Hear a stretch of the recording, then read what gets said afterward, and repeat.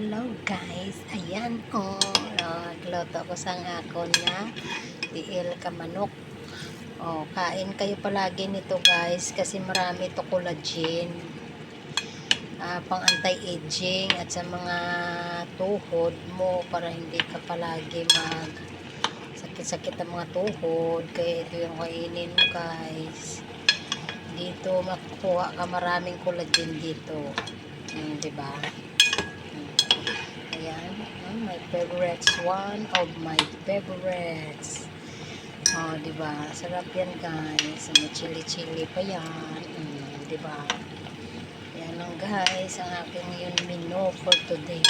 Alam mo magkano itong bili ko? $5 lang to guys. $5 oh. 1, 2, 3, 4, 5, 6. $5 i-times mo sa 7, pila na na? I-times yung gani guys, 5, 10, 15, 20, 25, 30, 35. 30 5 times 7 equals 35. Ay, Diyos ko miyo na lang kasi.